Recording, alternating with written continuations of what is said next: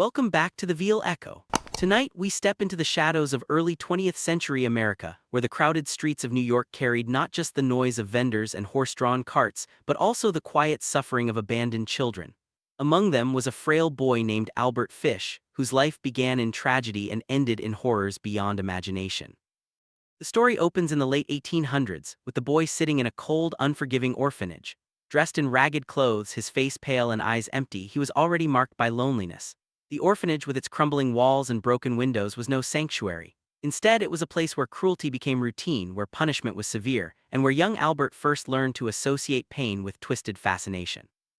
Day after day, the children lined up for meager meals at dimly lit tables, but hunger was not their greatest fear. The shadows in the halls whispered of abuse, and for Albert, those shadows left scars far deeper than hunger ever could. He became a quiet observer, a boy who hid his emotions yet stored away every moment of fear, suffering, and control. Those memories would grow into something monstrous. Years later, he emerged from the orphanage not as a healed man, but as someone shaped by neglect and cruelty. Thin, gaunt, and unnervingly quiet, Fish walked the streets of New York wearing a worn-out suit and an unsettling aura. Neighbors barely noticed him, but those who did often remarked on his piercing eyes, eyes that seemed to hold a secret no one wanted to uncover. The first signs of his darkness appeared not in violence but in strange behaviors that shocked those around him. He would write disturbing notes, filled with shaky, desperate handwriting that hinted at desires no one dared to speak of. These letters, stained with madness, were the first glimpse of the monster he was becoming. Behind the closed doors of his small, dimly lit home, Albert Fish lived in shadows. At dinner tables, he appeared to be a man of routine, quietly eating while the flickering candlelight revealed his hollow cheeks and haunting expression.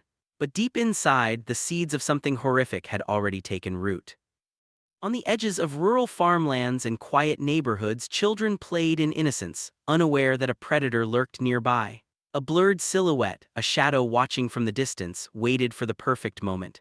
Fish was patient, methodical, and driven by desires that twisted the boundaries of humanity. The making of this monster was not a sudden transformation, it was a slow, horrifying evolution. From a boy in rags in a cruel orphanage to a gaunt man drifting through America's streets, Albert Fish carried with him the scars of his past. But now those scars were no longer just memories. They were fuel feeding the darkness that would soon horrify an entire nation. The shadows of Albert Fish's life grew darker when his twisted fantasies finally broke into reality. In the quiet neighborhoods of 1920s America, families lived simple lives, children played freely, and doors were rarely locked. But lurking behind this fragile innocence was a man whose hunger was unlike anything the nation had ever seen. It began with disappearances. Children vanished without a trace, leaving behind empty chairs at dinner tables and families tormented by grief. Newspapers filled their front pages with black and white headlines screaming of missing sons and daughters, while grainy photos of hopeful faces stared out at readers. Fear spread through the city like wildfire, and whispers of a lurking predator haunted every parent's mind. As police scrambled for answers, Fish grew bolder. He was not only committing unthinkable acts, he wanted to be remembered for them. That's when the letters arrived. Scrawled in shaky, uneven handwriting on yellowed envelopes, his words carried horrors no family could ever unsee. They described crimes in grotesque detail, taunting authorities and plunging grieving parents into fresh agony. The letters themselves became weapons, reopening wounds that could never heal.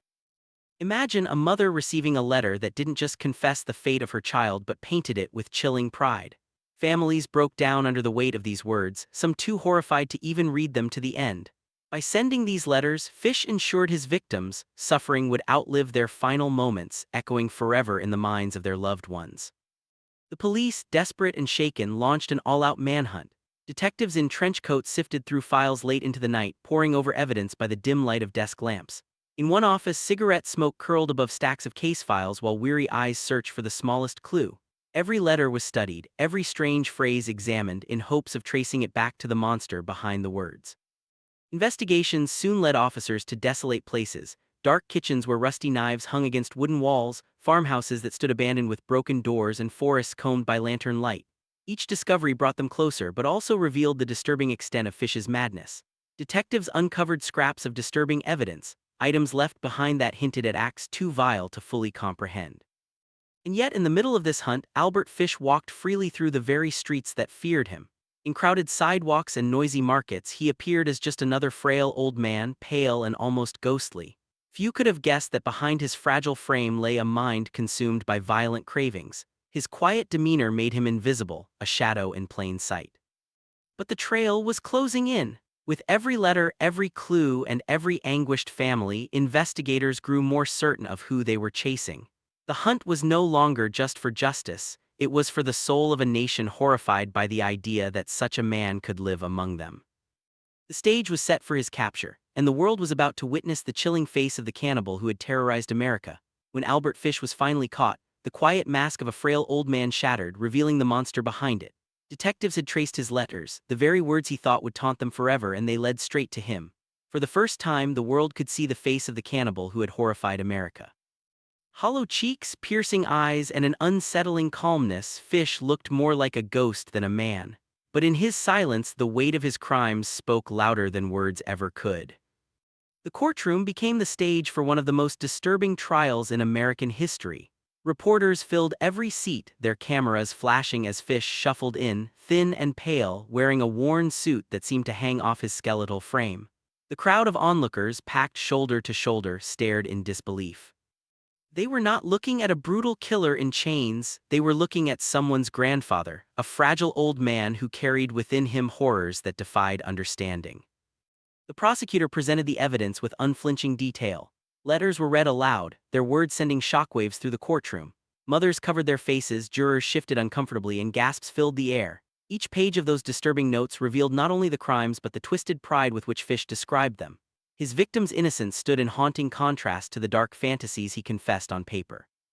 The defense argued insanity, painting him as a man tormented by demons of the mind. Doctors and psychiatrists testified, attempting to explain his compulsions, his lifelong obsessions with pain and control. But the jury, staring into his hollow eyes, saw something beyond mental illness. They saw evil in human form. As the judge slammed his gavel, the sentence was clear. Albert Fish would die in the electric chair. The announcement brought relief to some and horror to others, but all agreed it was the only fitting end.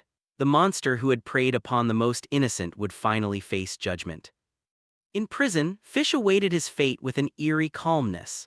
Guards described him as polite, quiet, almost gentle, but those who knew his crimes could never reconcile his frail appearance with the atrocities he committed.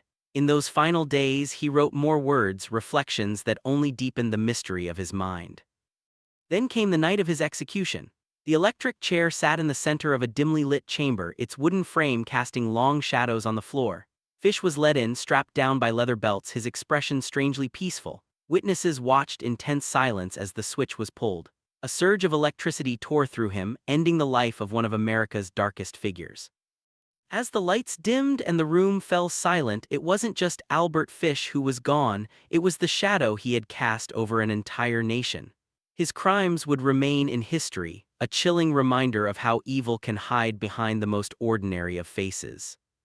And so, the story of Albert Fish ends where it always belonged, in darkness, leaving America both horrified and forever changed.